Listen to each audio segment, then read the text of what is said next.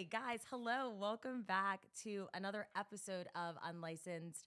My name is Jill. I am the host of Unlicensed. And guys, this is my first ever in-person recording today. I've been podcasting since 2020, so I'm freaking out a little bit. I got my guest across from me. I will give her an intro in a few minutes. But if you guys are tuning in for the first time, this is the podcast where real women write in about any everyday issues that they're having. So if that's relationship issues, if you're trying to advocate for yourself at work and get a salary, if you have some toxic coworkers and you're like, I don't know how to go about going to HR, if your boyfriend lets the dog in the bed and you're saying to yourself, that is disgusting, I don't know what the fuck he's doing. How can I communicate to him and get through this process? We literally cover it all, whatever is in your heart, on your mind.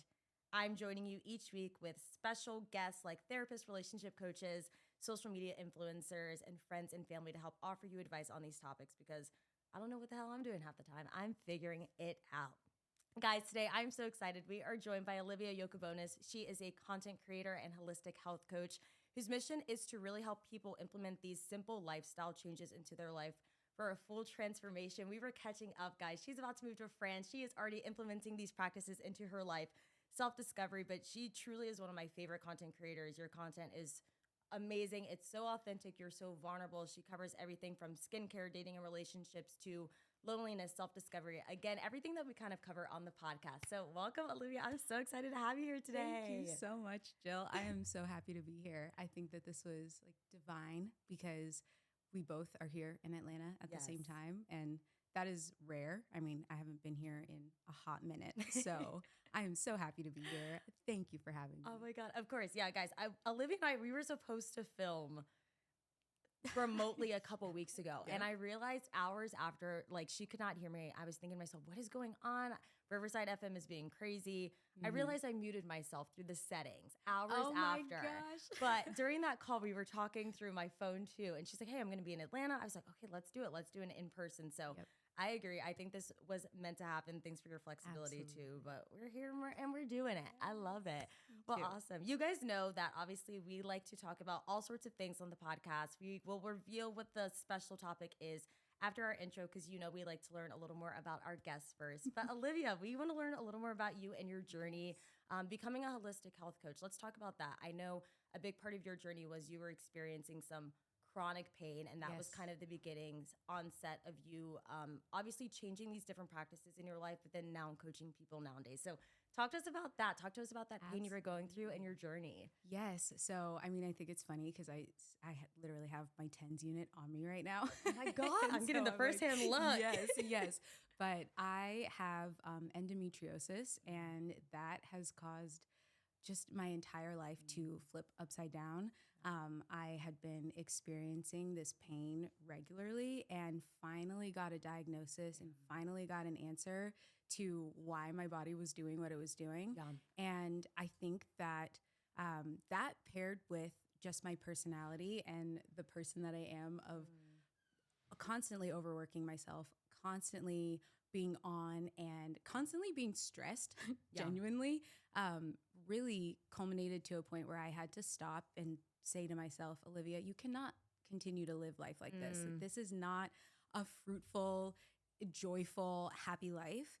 And so what are the changes that you're going to have to kind of implement and do? And so I had to take a look at my career first and foremost. And I work in marketing. I am a marketing consultant by trade, and that was something that I loved and I really enjoyed, but it was taking up so much of my time and my energy, and I was losing, you know, my flair in life and my enjoyment for life. And so I stopped and I asked myself, okay, what's one thing that I can do that has always been, you know, a part of me and that I've always enjoyed? And it was health coaching. And so I truly went this direction for myself first. And then I found that people were really resonating with my story and my method and what I do. And I was able to, you know, gain clients, and that has been amazing. but it really was like the starting point was like, okay, I'm burnt out, I'm tired, I'm in pain, and I did not want to be what we call like that girl. You know, you've seen that girl aesthetic. The girl boss is doing it all. Oh my gosh! And when did y'all take a break? I want to smack them all. I want to be like, are you guys okay?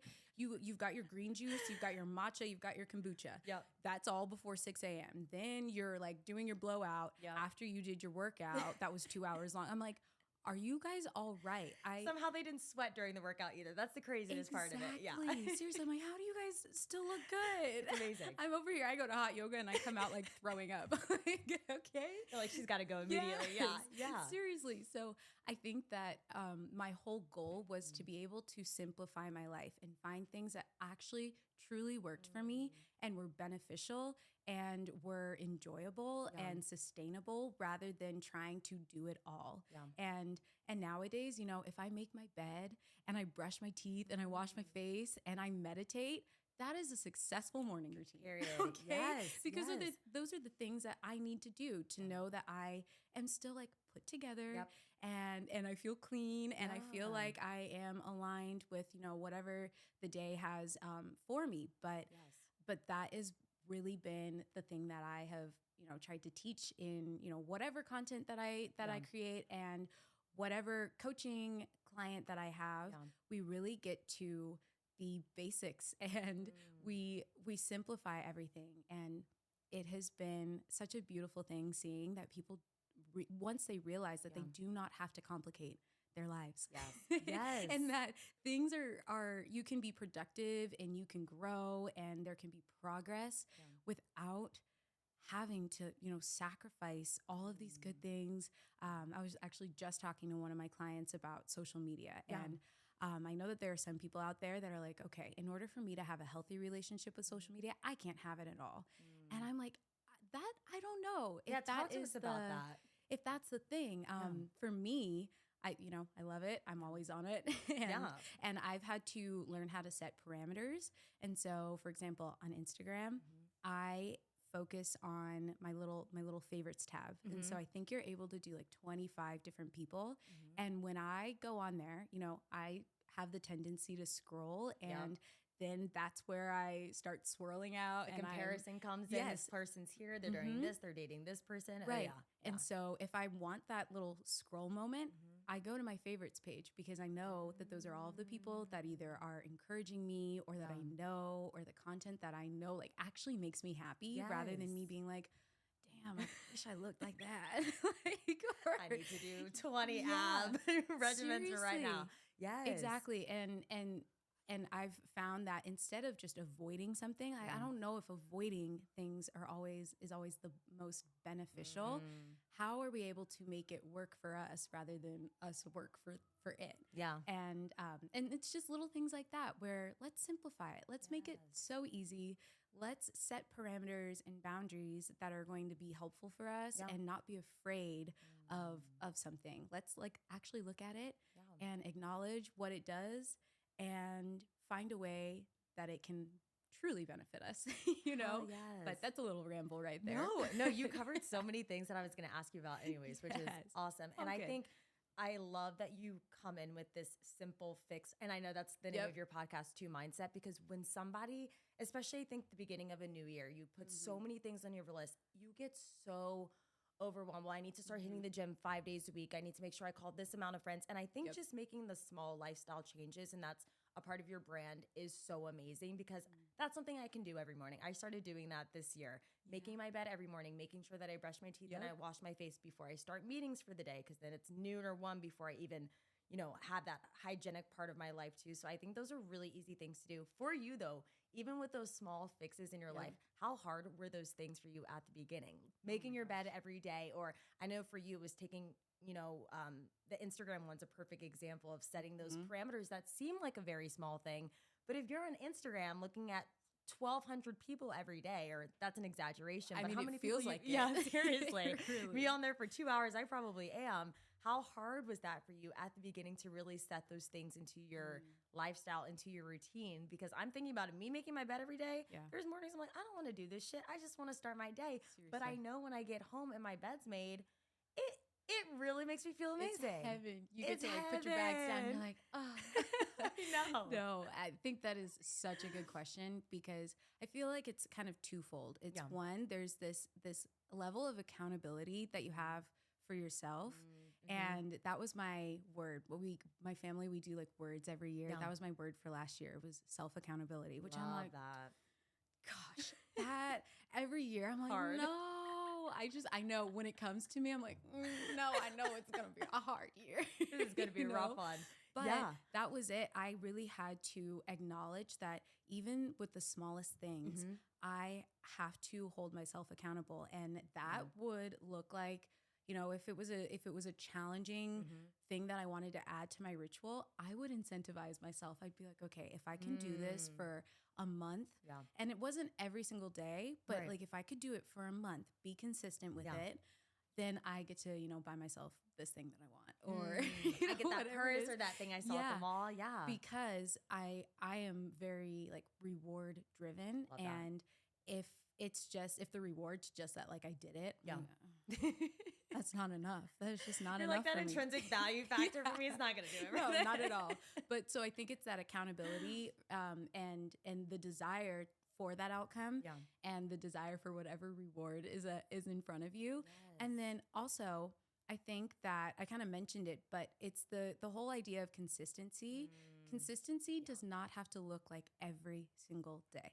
Talk to us about that because so many people, including myself, feel like I need to set in stone. Yeah. And that's when I get overwhelmed and then just don't do it at all. So talk to us about how people can go about that. Totally. I think that we see these people who like work out every single day and they do it without fail. And I'm like, hey, I'm amazed by you.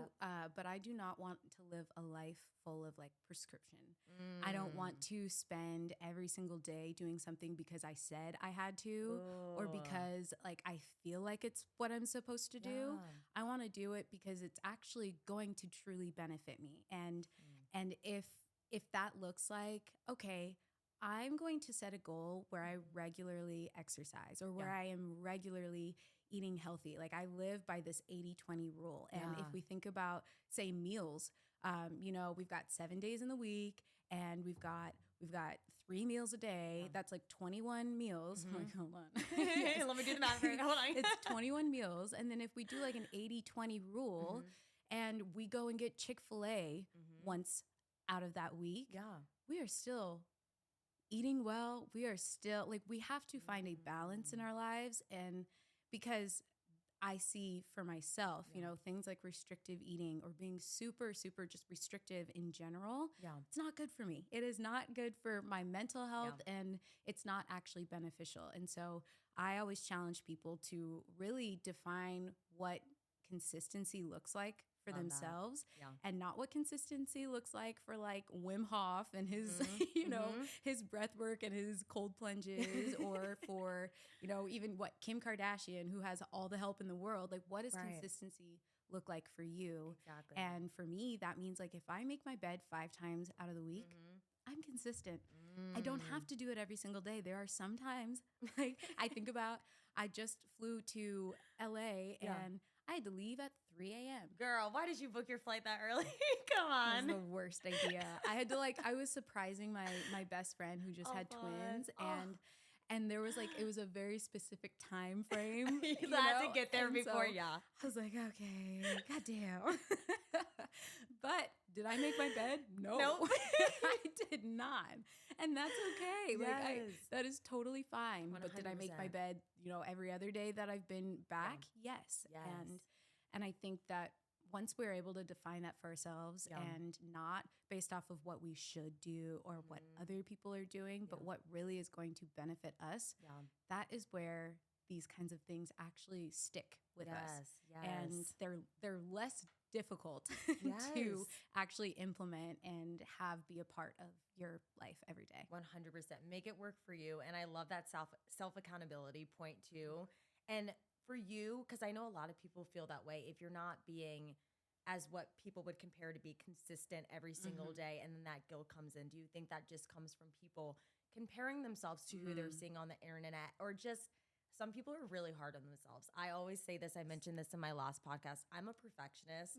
And so if I say, you've said it perfectly, if I say I'm going to do something and then I don't, I have so much guilt because I'm like, what are you doing? You said you're going to do it. You're not fulfilling that. Probably so many childhood things and everything coming up. Something to open up in therapy about. Seriously. Y'all know. Yes.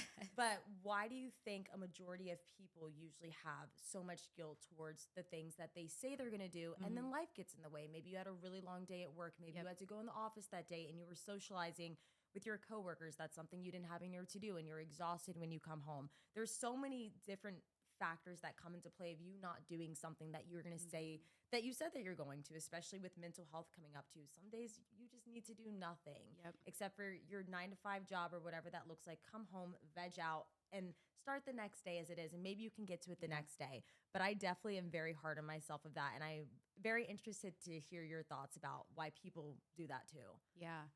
I think just in general, we are our worst critics. Like we are so mean to ourselves. I know. And I sometimes have to stop and ask myself, like, okay, the thoughts that I have towards myself and me not accomplishing my to-do list or not accomplishing my goals for the day, whatever it may be, would I ever say those things out loud to even somebody I don't like? Damn, that's so like, true. Not just like, would I say that to my best friend, but like, would I say that to somebody that like, that has like done me dirty? No, I wouldn't even say it to them. And so why am I treating myself like that? Why am I looking at my failures rather than all the things that I accomplished? And so I think that first of all, it's like really learning just how to have grace and how to actually like ourselves. Because once we see our own value and our own worthiness, like I would look at you if you came to me and you were like, oh my God, Olivia, I didn't get anything done and I'm a hot mess. And I'd be like, Jill, what?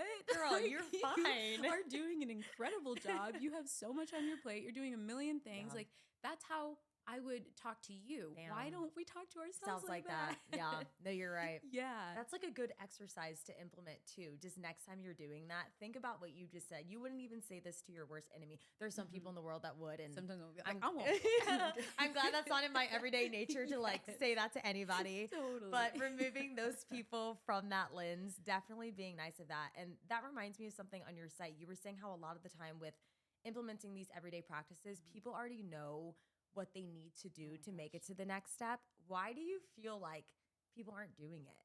Why do you feel like people can't take those simple fixes, those next steps to change little things in their life, ultimately for your overall growth? Is it just unmotivation on some days, not being as motivated? Is it just sometimes it's hard to start healthier things in your routine? I always say some things are very familiar to you, so it seems comfortable, but it's not necessarily healthy. And you can put that in relationships. You can put that in a toxic work environment. You just get so used to these things that anything outside of that comfort zone seems really scary, even though it might be better for you. Why do you feel like people have these answers and they know what to do? Because you're kind of that guy to, they have to come to you and say, well, these are the things that I want to change. This is how I do it. They kind of know what to do. And then there you are kind of helping them guide. But why do you feel like people have trouble doing that for themselves? Oh, that's so good. I think that I kind of picture it as this. You're in a field and you are running around in a circle and you've been running around in this circle for years and years and years. So there's now this little track and this pattern that you see and you are now trying to run in a different pattern, but you're like lost and you're kind of confused and you keep going back to the same pattern. And I think we don't give ourselves enough time to transition from, okay, this has been my habit, this has been my pattern, this has been my unhealthy, perspective, whatever it may be that you're trying to change. This has been the pattern for so long. And we give ourselves like a week. We're like, okay, you know what? I'm going to drink water with my little trace minerals and everything. I'm going to drink it for a month. And we go a weekend and we're like, I don't see any difference. I'm done. This stuff tastes like shit. My lips are still chapped. And then you like try to go, you Google or you go on TikTok or whatever. And you're like, okay, what else can help me stay hydrated? What else can I do? What's that quick fix? Right? When really you're like, girl, just drink water. Like, take a deep breath, drink that water. You will see results eventually. Yes, you'll see the results. Yeah. But it's we're not giving ourselves enough time. Yeah. And I am a huge, like, I'm guilty of this, where I take this idea and I find this weird woo thing on TikTok and I'm like, I'm going to do this. I'm going to test it out. I'm going to try it. And it doesn't work. Yeah. And it's not because I didn't even give myself enough time. It's like, Olivia, you actually could have just, done this one thing that is way easier, way simpler, way more sustainable. Yeah. And if you had done that for 30 days consistently, then you'd feel a difference. But you keep doing new things because you feel like you need to do something new. Yes. When really it's just, you got to go back to the basics. And I was just saying that to my dad. I'm like, I know we were talking about a podcast all about sleep. Yeah. And he was like grilling me because I have been a little bit of a night owl lately. Oh, girl, me every day. Going to bed at 1 a.m. I'm like, I got in bed early tonight, please. Yeah. And and I'm over here like complaining. I'm like, I need to find a new magnesium supplement. And he's like, girl, shut up. Like, you just need to go to bed at 10 p.m. That's your alarm. And go to fucking sleep. For real. And, but it's things like that where we're like, we have to find something else when really it can be so simple. Like, go to sleep, Olivia. Yeah. Go to sleep at a normal hour. Yes. Yes. The instant gratification, I need results, answers now. Exactly I struggle with that so much. For me, I struggled with my skin for so long. Yeah. So whenever I saw an influencer or anyone promoting a product, my friend was using Proactive, actually, is a perfect example for wash. She's like, this works for me. You need to use it. And Proactive just did not work for me. Like, it does not. Kendall Jenner said it worked for her. Girl, we know you've got 20 million things happening. Happy for you and your team. Your skin looks amazing. But I remember using it for a couple days and not seeing results and just being so angry. And again, comparing myself to her because her skin was clearing up. But she also had been using the product for months at that point. So I guess it comes back to that comparison component of seeing these things that might even work a little quicker for other people, work for that person. But again, there's so many other factors in my life versus that person's life. And even, biological factors and things that some things are just not going to work for you that work for other people. And you feeling like it needs to happen tomorrow is never going to be good for anybody. No, not at all. And it's just not going to happen. Yeah. And we're going to be bummed when we wake up the next day and we're like, oh, I know. This isn't working. Damn. Well, I got to return all of this stuff. I just spent $100. So there's so many good components. But I think that's a perfect segue, guys. Hopefully, I know you enjoyed getting to know Olivia a bit more. And we are going to jump right into our topic. I am so excited for today's topic. I'm going to expose myself, everything. I hope you do too, if you're comfortable. Absolutely. Guys, today we are talking about red flags in relationships. So we'll talk about platonic relationships and dating. But if you're someone who's tuning in and you don't know what a red flag is, it's basically any sort of sign you see typically towards the beginning of dating, but sometimes you might see it later in relationships or friendships too, that are warning signs that this may not be someone you should date or be friends with because of any sort of unhealthy behavior that may not be good for your growth. So we'll get into some examples of what that may look like. But this first person wrote in and they said, I am someone who really struggles with ignoring red flags that are right in my face. I'm dating this person right now who has a lot of amazing qualities. We met out at a bar and have been dating for the last 2 months. I noticed a lot of red flags, though, on our third date, but at that point, I liked the person, so I decided to just ignore these warning signs. For example, they are low-key, kind of rude to waiters whenever we go out to eat, like very snippy and pretty shitty, but it's so confusing because they have never treated me this way. You already know how I feel about this, so we'll keep going. They also keep talking about their crazy exes, which is always a big red flag to me because what the hell did you do in this situation too? How can I stop ignoring red flags and even spot them earlier on so I don't get so attached and ignore them after growing feelings for a person? Also, since I like this person, is it okay to ignore it sometimes if they have big green flags too? So awesome. We'll cover what red flags are. We'll talk about yellow flags. We'll talk about why people are actually ignoring red flags and kind of the self-worth aspect that comes into it. But my first question for you, actually, I want to focus on first impressions of people and how important that might be for you. Because I think with a red flag even, confirmation bias can play such a role into that. You meet someone, maybe they do something kind of sketchy, and then you're looking for all those signs afterwards, what they say, their behavior, to really confirm what you feel. And on the opposite side of that, it can be a really positive experience. Pretend you go on a first date with someone and they're wonderful, and then afterwards they start treating you pretty shitty. But that first impression was so good. You're trying to find all those amazing positive things that come, even if that's once every 2 months, to really fill that space. So talk about first impressions and how you kind of tend to go about them, and maybe some negative points that can come from being so set on that first impression of a person. Oh my gosh. Well, I think first impressions, first and foremost, Nice. we are trying to put our best foot forward. And I think that that is such an indicator when somebody has a really shitty first impression. You're like, that's your best. I know. that's the best you can. You really give shut up me? with that. Yeah. And I'm like, ooh, I don't know about that. I think that's like the first thing that comes to my mind when I think about first impressions. And I always think about how I approach, people and meet them. And I really do. I like am smiling and I'm trying my best to like seem like the kind of person that like, you could be friends with or that you could date or whatever the situation is. And I have that kind of personality where I'll like be driving home and I'm like, I shouldn't have said that. Like, what did I do? The overthinking after. So I try to really give grace in those situations, when there's like nervousness or when there's that awkwardness and you're still trying to, like get each other a little bit.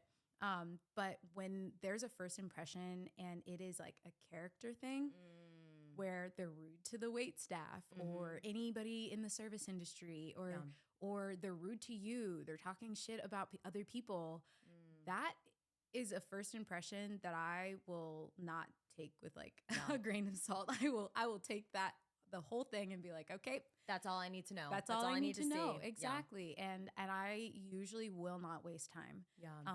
In those kinds of friendships or relationships, because you've already shown me, like, if you think that's your best, it's only going to get worse. It can only get worse. And I love that you mentioned the character flaw point of it, because there are some things that you might be, especially in a first date, just nervousness. Maybe someone's super nervous and you're like, okay, calm down, like get a glass of wine, relax.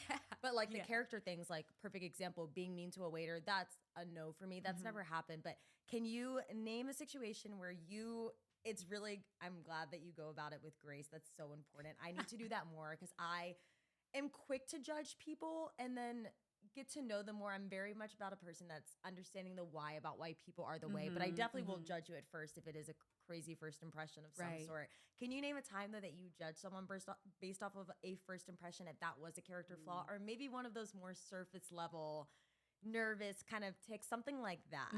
Give us a time where you weren't so graceful and understanding of a first impression. Yes, I feel like this might be like actually a good mix, because there are people who, you'll go on a date with them and they'll be like, I'm sorry, I'm really nervous. Like, and you're like, you know what, that's great. But I had gone on a date with somebody and they were like, I'm really nervous. I just don't know how a girl like you would like, like me and stuff. And that was just, I was like, yeah. Olivia, right. stop. Olivia, stop.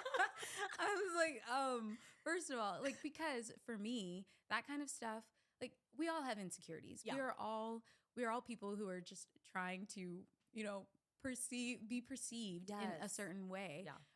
But when you are gonna play like victim, how did I get you? I'm just a needy little boy. Like, okay, please. You asked me out, didn't you? Like, seriously, that's where I'm just like, okay, I will believe you. I will believe that you don't deserve me if you tell me that. Like, let's not play that game. It's not cute. It's needing validation in this way. And like, if he had just, been honest and was like, you know what, I'm nervous and I'm feeling uncomfortable. I'm a little sweaty. Like, but you know what? Like, I'm having a great time and we're going to get through this. And then just like kind of moved on. I would have been totally fine with that, because that's somebody being honest and candid.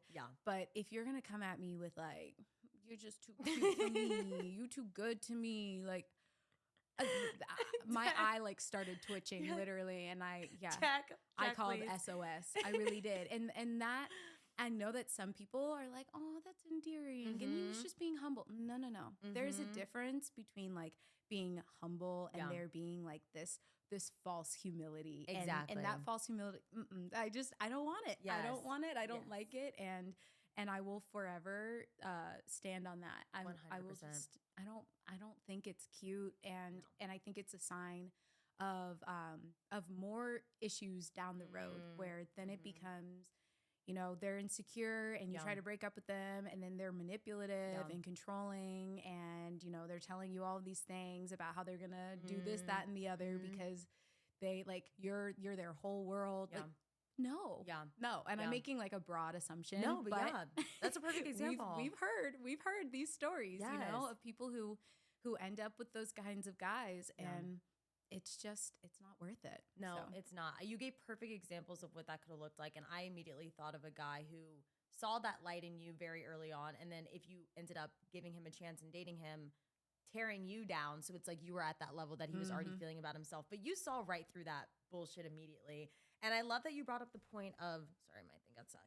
I love that you brought up the point of how some people will see different red flags. Because I agree with you. I think that's a red flag. But some people will see different red flags differently. And that's when I think yellow flags kind of come into play. Because I see red flags as something that universally everyone's looking at.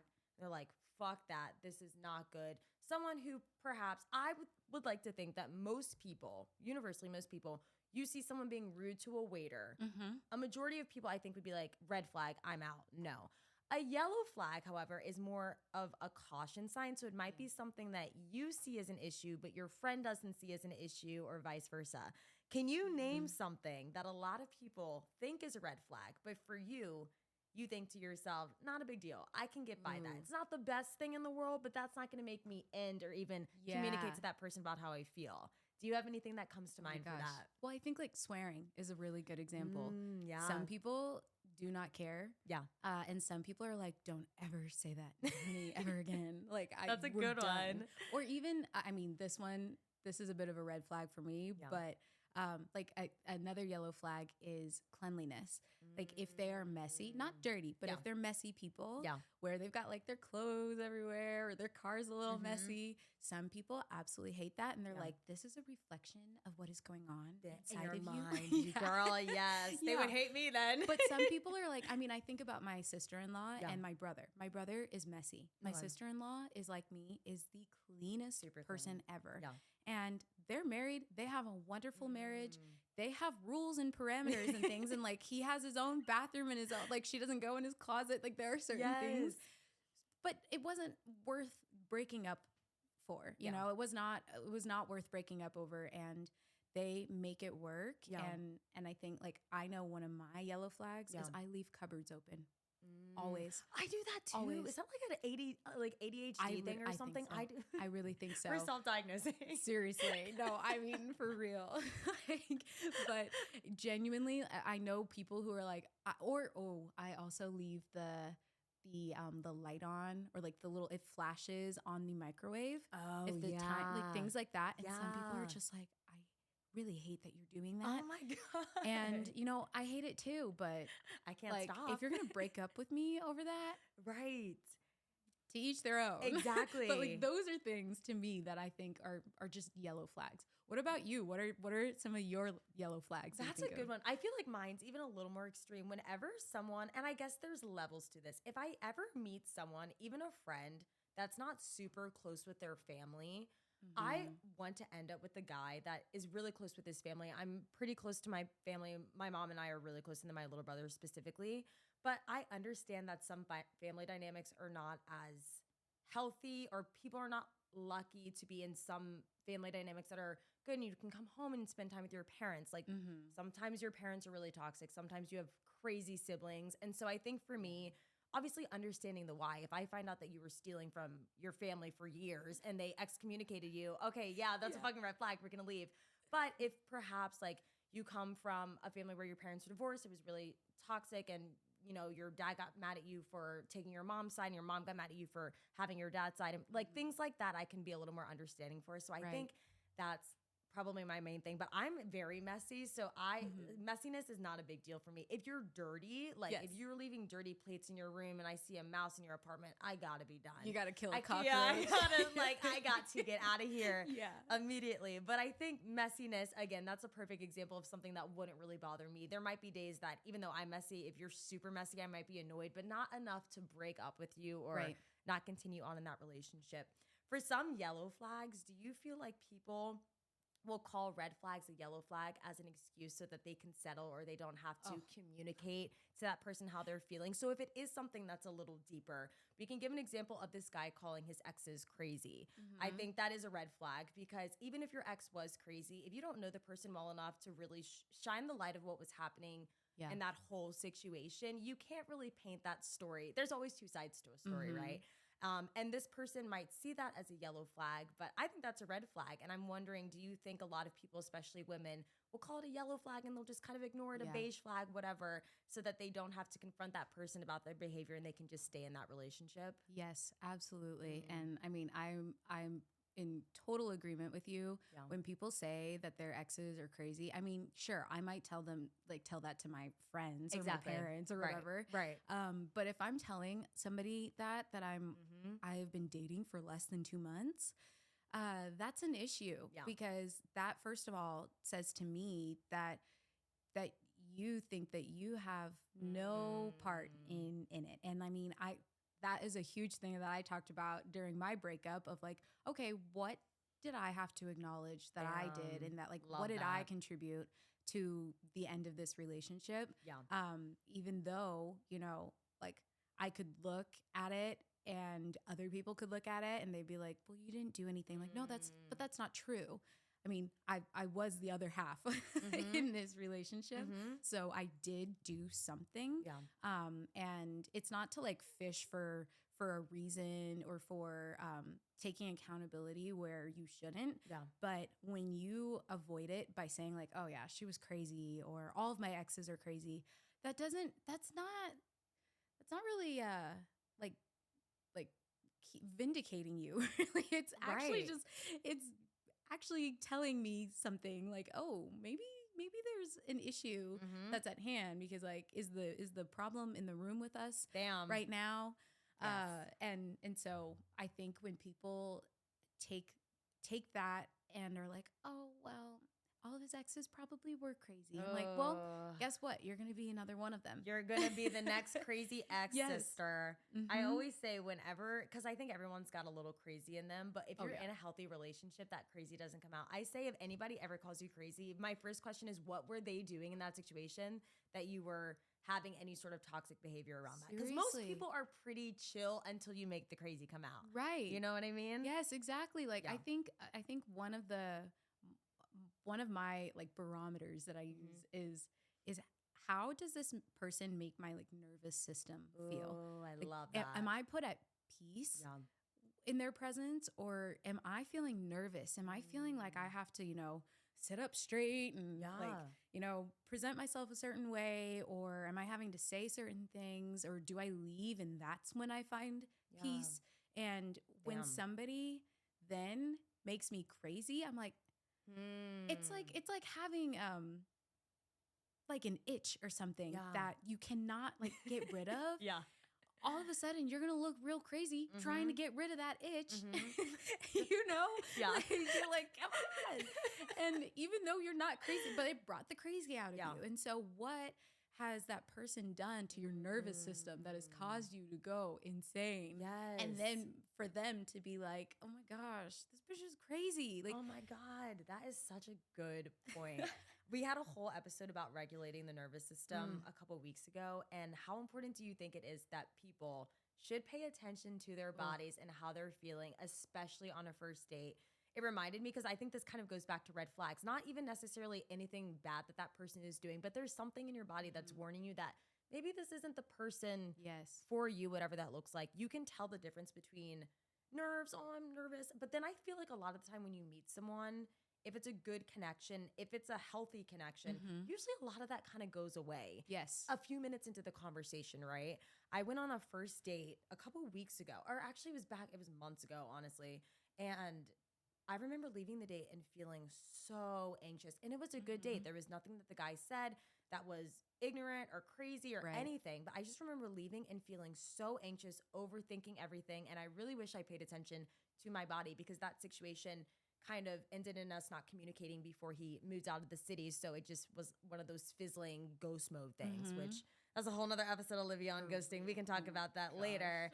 How important, and have you ever had a situation where you met a friend or were dating someone that your body was telling you, Olivia, Yes. run, run, run, run, but you stayed and maybe later regretted it too? Yeah. Or maybe not regretted because you learned something about the situation, but looked back on and knew what was happening then. Oh my gosh. Too many times, unfortunately. I'm like, I've learned, okay? But I think, yeah, our intuition is such an asset, and it's like such a gift. And I don't think that we acknowledge and embrace it enough. And I mean, every time that I think about like any of my regrets, you know, and I say that in like quotations, my regrets, I think, oh, my gut was telling me something and I ignored it. Like I've never regretted actually trusting my gut about something. And so I have to look back and I'm like, yeah, okay, well, that relationship really, it was not good. It was not fun. And I left and I tried to convince myself that this was going to be great and that it was going to work out, and that he was a really good guy or whatever it may be. Or that this friend like had good intentions, and I was like, I was wrong. And I found that out later on. And had I just trusted that and believed that like if that person was actually supposed to be in my life, that they would come back and that I would feel peace about it. But I tried to push it. I tried to take control of it. And I was the one that was burned in the end. So yeah, I definitely have had those experiences. And I think that the more that we learn to trust our gut, the more confident and louder that will be for us too. But when we continue to ignore a signal, like, okay, think about hunger cues. You know, when you're hungry and you're like, oh my gosh, I'm starving. And then you get like over the little precipice where you're like, oh, I'm not even hungry And then anymore. it kind of levels. Yeah. It's because your body's like, fine, bitch, don't listen. Like, go ahead, starve you out then. For real. And so that's what happens like with everything. Like if we continue to ignore the signals that our body is telling us, we start to develop like an even higher threshold or tolerance where when our gut, usually for one person, if it was just this little ping, we have to have like banging, clanging cymbals because we're not listening. And we do not want to live life like that. Like we don't even have to talk about hormones here, you know, but like your cortisol levels, come on. All the way up there. All the way. Shooting through the roof fireworks. Yeah. Yes. No, that's so important. And trusting your intuition is so important. And you gave perfect examples. I love the hunger example that you used for it too. Do you feel like, I think trusting your intuition is so much more important at the beginning of dating too, if someone is not necessarily showing all their red flags at once. Do you feel like most people are aware of their red flags and will hide them towards the beginning of dating, or most people are unaware of them? And so on a first, second date, they're being shitty to the waiter, talking about their exes because they don't even know that that's something that they should not be saying. I feel like a lot of people are aware of their red flags. I think a lot of men specifically are aware of their red flags if they're introspective at all, and they do a really good job of showing that later on, maybe when you're in a relationship with them. But I have been on dates before with guys that first or second date, they are just in the bulk of it, and you're seeing red flags right in the open. And I guess I'm grateful for that in some way, that I was able to see that and didn't have to get into a situationship or dating for months later or later into a relationship where they're coming out all at once. I'm very thankful for that. But also it does make me question how so many people are unaware of their own faults too. What do you think about that awareness component of that? Oh my gosh. I think that it's definitely this like polarizing thing. Like you either have somebody who is blissfully unaware and you just want to like bop them on the Shake head. them, Seriously, you're like, what?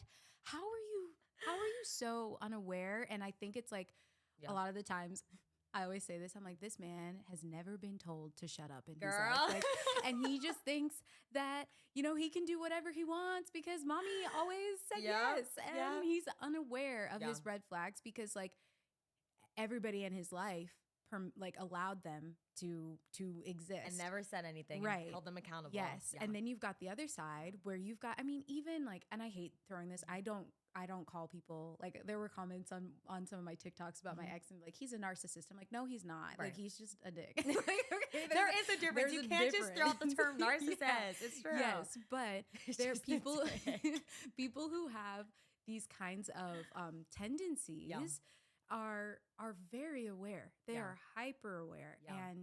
And even like people who are insecure, hyper aware. Yeah. And so to say that like, oh, those kinds of people are just unaware of their imperfections and their red flags, like I don't think that's true. I think that they really recognize them. Yeah. And instead of taking the time and the energy to actually heal, they bury it and find ways to trick people into thinking that like, oh man, this guy is like super emotionally aware and like emotionally available. Yep. And then you're dating for 6 months and you're like, who are you? He got you at this point. Yeah. He locked you right up. Yes, exactly. And then it makes it that much harder to leave. Yep.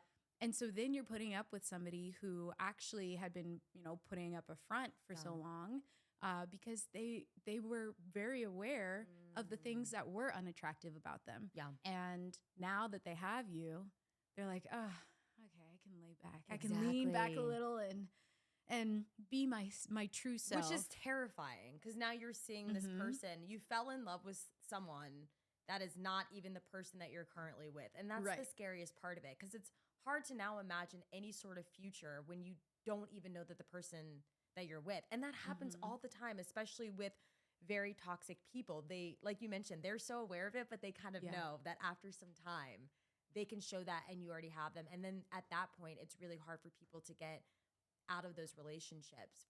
Even for people that are in those relationships for so long, do you feel like it's, and I know there's like a whole part of that with like toxic and abuse, it's the cycle of it. Oh my gosh. But with red flags specifically, why do you feel like a lot of people will stay in those relationships? Is it just the fear of starting over and being single? Is it just holding that person accountable and communication? That's so hard for people to call out anybody on their red flags. Why do you feel like someone who are seeing those red flags later, are in a relationship, might have trouble communicating that to their partner and maybe taking that distance that ultimately is going to be a lot better for them? Right. Speaking from my own experience, I know that I was feeling a lot of pressure to settle down and find somebody and get married. And I think it's really interesting because nobody really like outright was like, damn, you're single. I mean, I'll be 27 next month. So it's not like, I'm not old at all. But I grew up in a very like religious kind of community. And so my best friend got married at like 22, 21. And I have so many of my friends are married, have kids, and I was like, I need to catch up. And I also think that it was masking my own insecurities. And when people stay in kinds of situations where they know they should not be, I think a lot of the times is they've lost themselves. They've lost their other relationships. They've lost people who, were holding them accountable and then kind of gave up because it's like, well, I can't continue to tell you that this relationship isn't good. They've, put a lot of those kinds of relationships in jeopardy and they are alone at that point. And the only person that they have is that person that they're dating. Yeah, exactly. And I mean, for me, I had brought my ex-boyfriend to my brother's wedding. And it was then and there where I realized, oh my gosh, I'm spending all this time with his friends, his family, with him. He made very little effort to spend time with like my family. Was that his first time meeting all of your family at the wedding, or had he met them He before? had met the majority of them over like Christmas and Thanksgiving and things. And still, there were still things there that I chose to ignore. But at the wedding, that was the moment I was like, oh. It hit you. Oh, it hit me. And it was because I was in my environment And I was realizing I am putting all of this work into something, Yeah. and that's not being reciprocated at all in any way, shape, or form. And my sister came up to me and was like, she had told me later on, it was on our way. My brother had gotten married in Las Vegas. It was I love that. It was the cutest thing. Like, that was never something I would have imagined him doing, and like any of my siblings. But it was probably one of my favorite weddings. I love a Las Vegas wedding is needed. Yes, someone's got to do it. It was great fun. But we were on the shuttle, and I was like singing to my boyfriend and everything. Yeah. And my sister was behind me, and my boyfriend like rolls his eyes, like turns from me, does not like acknowledge anything. While you're trying to have this like cute, fun moment, like singing "My Family's Here" on the way back from girl, the wedding, that would have set me off. And what's crazy is like I noticed it, but I was like, he's just not in the mood. Like me making excuses. And my sister comes up to me and she's like, "What the hell? What are you doing?" She had to say something. And she's like, "I don't think I like your boyfriend anymore." And I looked at her. And I mean, I was like a couple drinks in. I was like, I don't think I do either. The tequila will do it. We real. needed you, tequila. Thank you. Seriously. But it really was like, oh my gosh, I cannot be myself around this person. And I am myself around my family. Like they accept me for me in every way. And seeing that was not reflected in the relationship that I was in, I'm like, I can't do that. This is not okay. And I broke up with him like 2 days later. Damn. But good. I mean, yes. But really, like those are the things. You have to ask yourself, okay, why am I still in this relationship? Is it because I don't have anybody to support me when I leave? Is it because I've broken off all of these relationships because I've prioritized this one? Is it because I haven't been listening to the people who have been trying to tell me? Like I hate it when my parents are right. I hate it when my family is right. They're always right too. They really are. They really are. And I'm like, oh gosh, like, please. I know. Let me learn. And they're like, but then I do learn. Like, actually, why didn't you? You guys should have said something. You guys should have said something. They're like, we tried. Okay. Yeah. So I would say like the first thing is to look at like your community and your surroundings and see if that is why you feel like you can't get out because nobody is there. There are people there. I am so glad she said that to you on that bus, though, because who would have known? Like, you might have just made that excuse and kept it moving, and maybe at that point afterwards, could still have been with him. Sometimes it takes that person that you care and respect so much in your life saying, "Dude, what are you doing? You are so much better than this situation and this person treating you shittily." And I think having your friends and family as sounding boards at the beginning of dating is actually. Some friends and family are very opinionated, so I say pick and choose what you tell them because there's always the joke of be careful what you tell your mom because she will never forgive that person even if you do. You can't ever go back. Yeah, or your best friend, things like that. But it is good. And so you made so many good points of why someone already in a long-term relationship might ignore those red flags. But for someone at the beginning of dating, do you think that's the same? Maybe they don't already have that community of friends that they have that support from. Do you think that comes into self-worth and self-esteem issues and just finding this person that maybe you connect with at first, like this person saying they didn't see the red flags on the first, second date. It took a little bit of time to see these big red flags that they're obviously aware that these are red flags because they're writing in. Why do you think people may ignore that at the beginning of dating versus long down the line? It makes sense long down the line, especially if you know someone. It's a little easier to make excuses for someone that you've spent time with. You spend time with their family. You spend time with their friends. But I find myself even making excuses for someone that I don't know that part of them yet. And I think for me, personally, it is more of that not wanting to be single. I found someone that I finally connected with because I'm someone who doesn't have crushes very often or like people very often. I'm all about personality and I really need to connect with you in some way before I even want to go on a date, which is my friends are like, just go on a date. I'm like, I know. That's something I'm trying to work on this year, just going on a date and not having all those expectations, date I think, for practice, right? Date for practice, exactly. But why do you think more people, especially women, might ignore that at the beginning of dating? Oh my gosh. I really think that it is this feeling and this need for it to work out.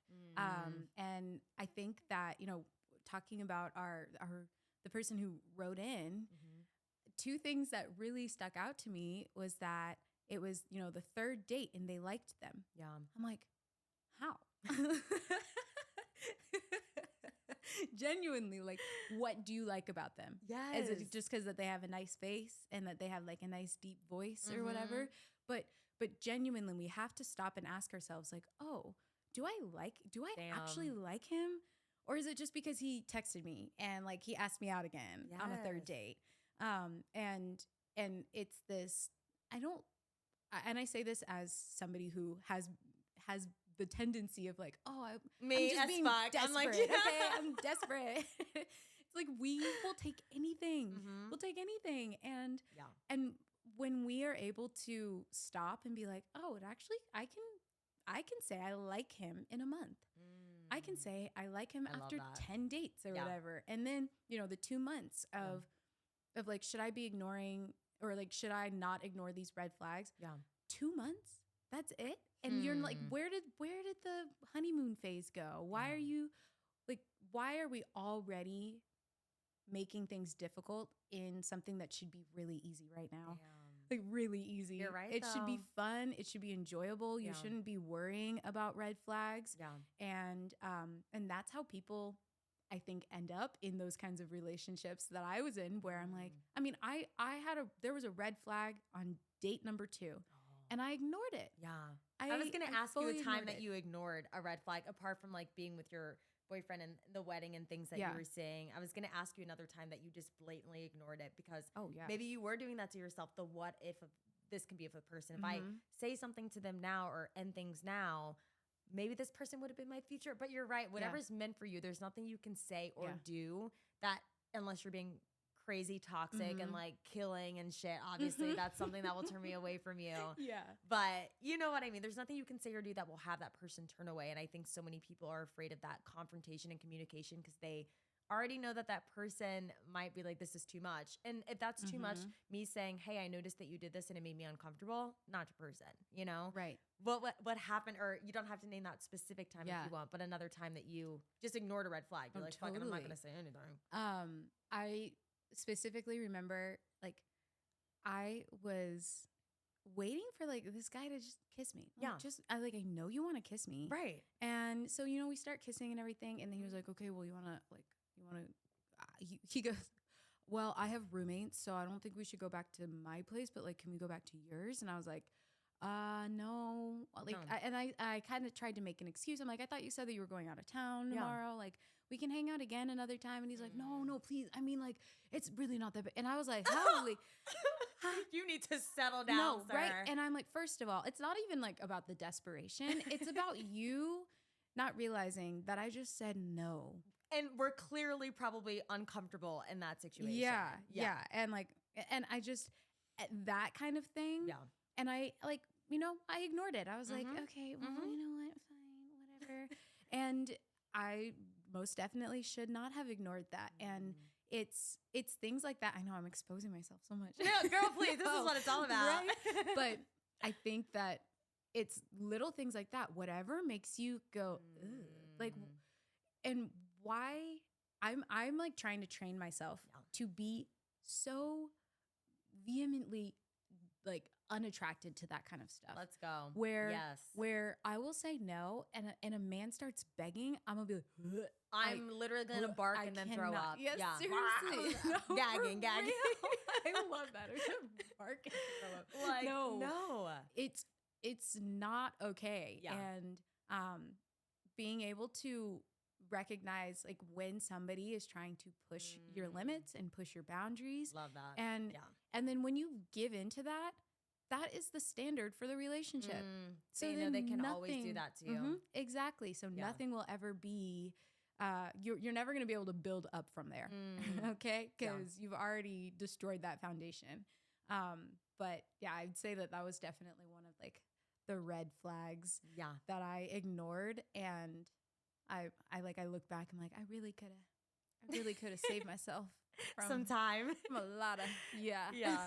No, it's okay. I mean, everybody does it. I have very few friends that see red flags at the beginning of dating and then immediately cut it off, because throughout this process, we're learning about ourselves too, what we like, what gives us the ick per se, all Yep. of it.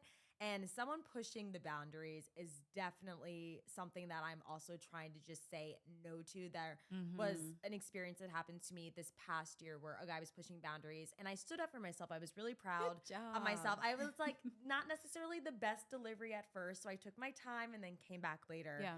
But then he was still gaslighting and making me feel really stupid for it. And that's something I regret, not necessarily staying with him for longer, but not holding my ground more, even when he was pushing back, because I found myself then going into the space of, oh, okay, yeah, I'm sorry. I'm sorry that I did that. I understand kind of why you are doing your shitty behavior because of stuff that I did that you didn't communicate to me up until this point. Yeah. I am the first person to say, hold me fucking accountable if I ever do something. Because I know that I have my tendencies, sometimes not necessarily healthy in relationships. And I'm like, always hold me accountable and call me out for it, because I'm learning about myself too.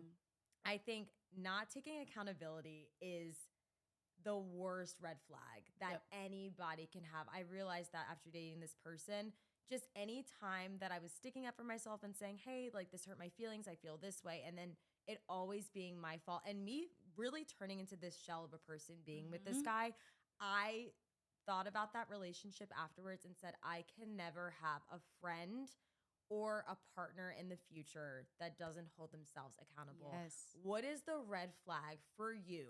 Is it the pushing boundaries that you just immediately hear someone saying, you're like, fuck no, can't think about it, will not do it? It's the worst red flag anybody can have. What does Yes. that look like for you? Oh my gosh. Not liking women.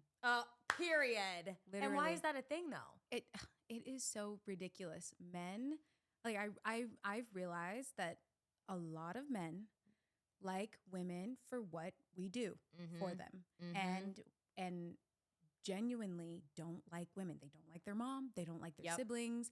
They think that their siblings, have things that they need to improve on. Like, and I think two really good examples of men who love women are my brothers.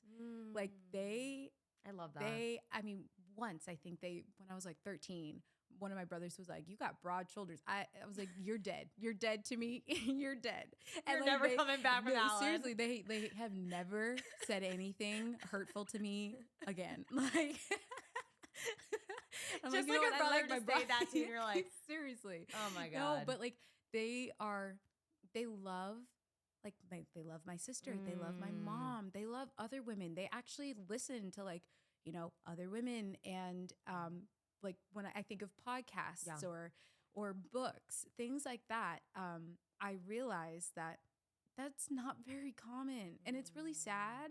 And I found that when somebody doesn't have that kind of respect and love for women, they will not have that respect and love for you either. And I found that in some of my relationships where, like, not to toot my own horn, but I have multiple businesses for myself. Yes. And I toot your own horn. What do you mean? Yes, we need to do that more. Yes. Like, I am relatively successful. Okay. Yes. And in my own eyes, I have accomplished a lot of goals and have taken lots of risks. And it baffles me when, like, I had an ex who I had hired a new CPA and he was like, oh, what's his name? I was like, oh, it's a woman. Right. And he was like, ooh, that's going to be a train wreck. And I just, what? Are you kidding? Yeah. That kind of stuff where I'm like, No. you don't respect me and you don't respect other women, the way that they talk about other women. Yep. I mean, if they are saying things, especially about their bodies, it's gonna come right back at you too.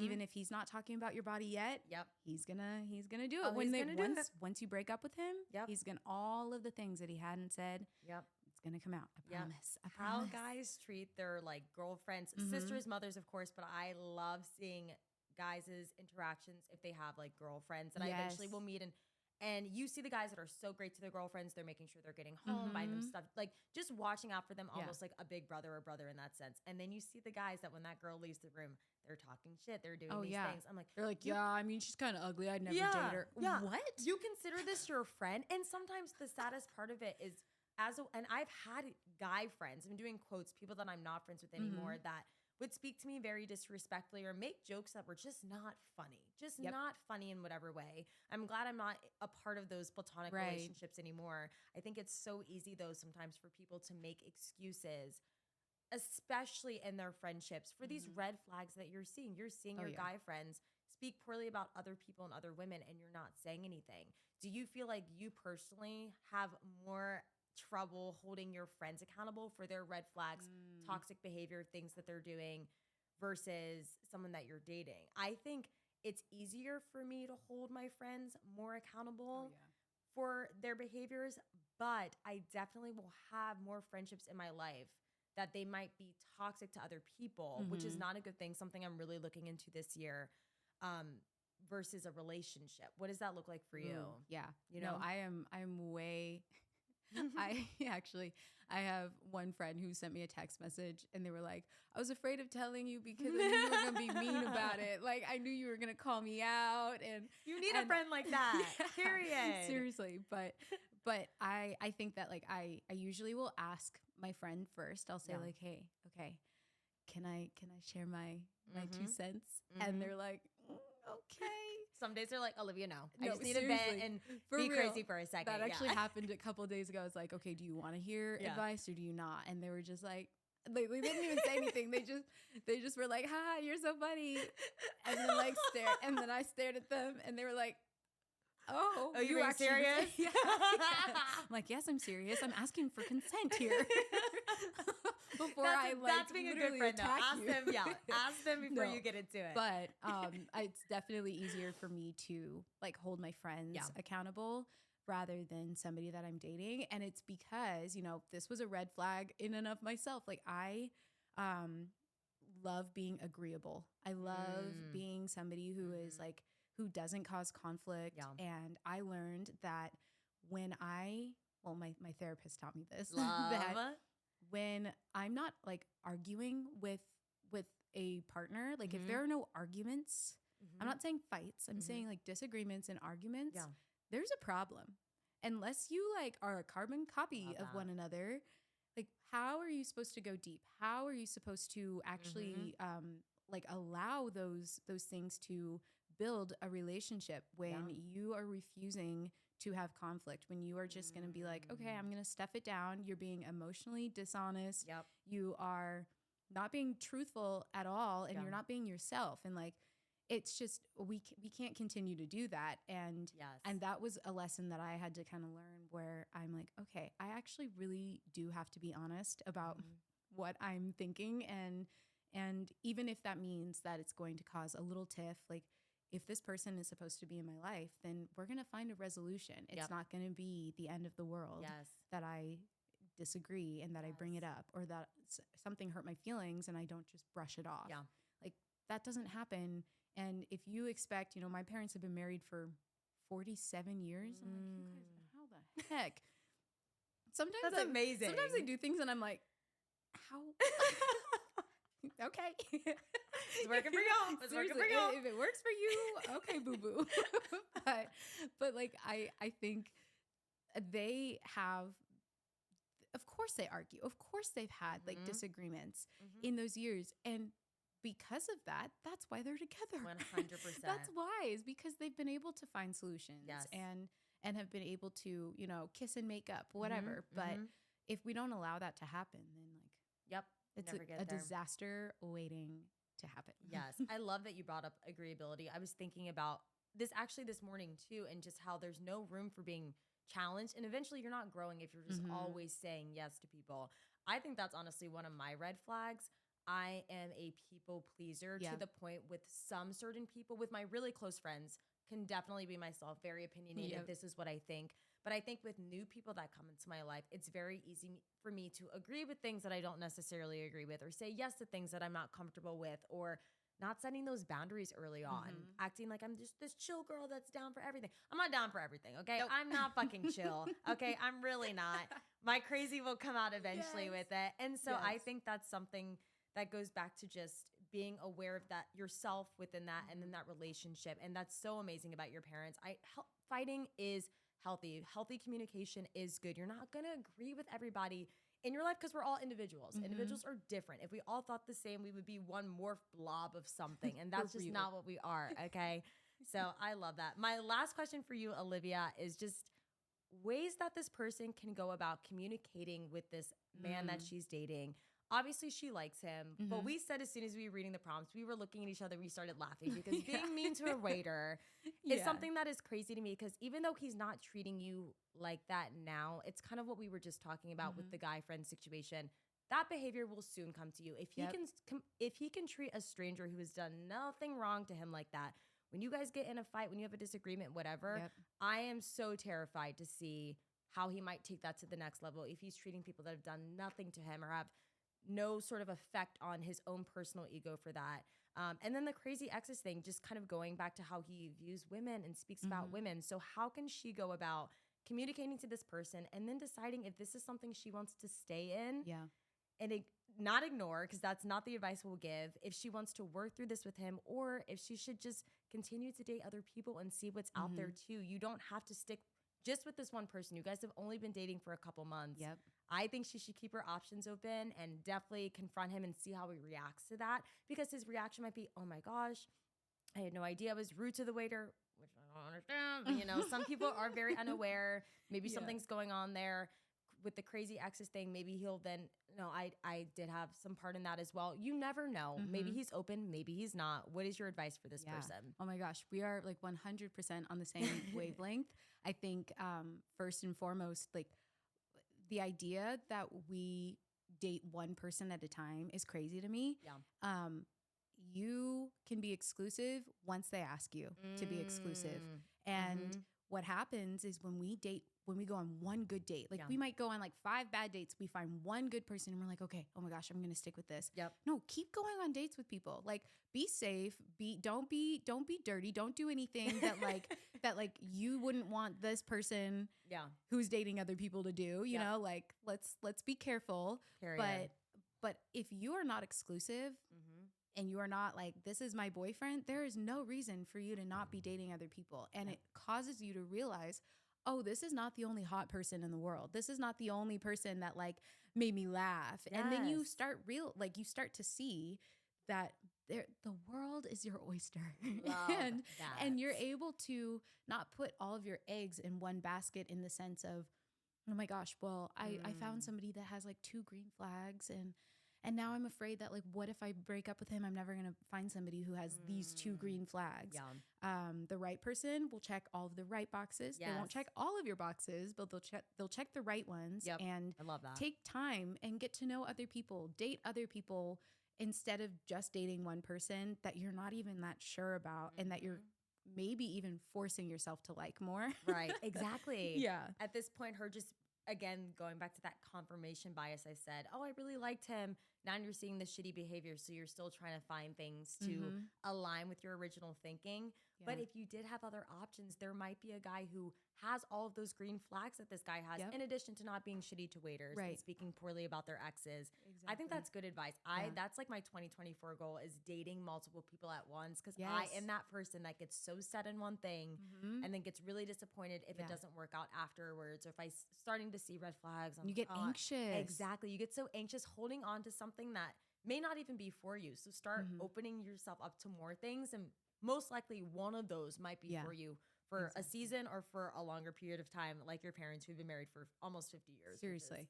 amazing. No, they're amazing. And I think the other thing too is, like you were saying, when it comes to communicating, Mhm. I would not say that now this is like, take this with a grain of salt, but I would not say that red flags in and of themselves are always the issue. There are some that are definitely, you're like, okay, done. Yeah.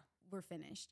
But if you were to go to him and you were to say, hey, I really didn't like the way that you were talking to that waiter, Mhm. and you kind of explain, your perspective and how that made you feel, and you don't go to him and be like, you're a little asshole and whatever. You little dick. Yeah, seriously. Like, you express like, hey, that kind of like actually hurt to see that you feel like you can treat people like that. Yep. And if they come back to you and they're like you were saying, oh my gosh, I am so sorry. Like, I was having a really off day. I don't even know what like my mama taught me better, you know, and they were like, you know what, I'm going to really work on that. And then they actually prove that they are working on it. Then that red flag, I wouldn't say is a non-issue, but like kind of, it's the fruit of that is that you see somebody who is willing to take accountability, willing to, you know, improve. Like that is part of the basis of a relationship, is sacrifice and development, like personal development alongside another person. And if he comes back at you and is like, why are you telling me this? This is not even a big deal. Well, that's your answer. Yep, that's your answer. And if you choose to ignore that, it's only going to get worse. Yeah. And I think also maybe even like in the sense of, you know, people being super passive too, if they come back and they're like, yeah, okay, I'll definitely work on that, and then they don't do anything, that is your answer too. The passive point is so good, because so many people do that just to not get into what they feel like would be an argument, even though you can have a very healthy, calm conversation with the person about how you're feeling and how it made you uncomfortable. But so many people, yeah, it's fine. Yeah, I got it. So you're feeling good in that moment. And then you go to a restaurant 2 weeks later and you see him doing it again. Yeah. Then there is some accountability you need to take for yourself if you're going to stay in that relationship with that person and keep being around behavior that makes you feel unsafe, or leave. Yeah. Your partner should have care and concern for you and how you feel. And if you express how you feel and they brush it off or ignore it or say that they're going to change. I don't even like saying like, I'm going to change, but like, oh, hey, I'm actually really going to work on this. And they don't. That's kind of proving that they do not care about you and they do not have any concern about you. They only have concern about themselves. And so it's like, really, at that point, you're going to have to be your own advocate and have care and concern for yourself. 100%. And get the hell out. Get out of there. If they can't put their ego down for a second to see where they went wrong in that situation and work on that behavior, I don't even want to know what that would look like in a long-term relationship, marriage. You are always going to be the one to blame. So, girl, you heard it here first. You know what to do from Olivia. That is a good roundup. Olivia, thank you so much for joining today. I always give this an opportunity for you guys to plug all of your social media, your sites, your coaching. Let the people know where they can find you, girl, because you're amazing. I'm about to book a session too after this week. You're the best. Yes. You can find me on Instagram at Olivia Yoko Health. It's Olivia YOKO, because my last name is just too long. I love your last name though. It's so sick. Oh my gosh. Thank you. And you can find me on Instagram and on TikTok at Olivia Yoko Health. And then my website is oliviayokohealth.com. And you can send me an email or you can schedule a session with me. And I am just hanging out. I'm chilling. I'm moving to France. So you guys, if your sessions are going to be in the evenings, that ain't going to work. We're going to have to do. Y'all need to work on her time schedule. Okay, might have to be a little early morning. Yes, but it's okay. It's not bad. But anyways, thank you so much for having me. You're so welcome. You're amazing. I'm so glad you got to join today. And if you guys loved hearing episodes with Olivia today, make sure to head to that link in bio. You can stream all of Unlicensed episodes on all platforms: Amazon Music, Apple Podcasts, Spotify, literally Pandora. I always joke like nobody's on Pandora, but there's one person. There's one person on Pandora clicking every week, and I love you guys for it. And of course, if you guys want to see fun clips of episodes like today, head to my Instagram or TikTok at Unlicensed Advice. But I love you guys. If you want to write in about any topics, especially things like we talked about today, head to that Google form and my link in bio, and we'll get an answer for you. But I love you guys, and we'll see you soon. Bye. Bye. Oh my God, that was so fun. What the heck? You are the best. Stop. No, literally, dude. As soon as you came in here, I was like, okay, this is going to be like me talking to a friend. This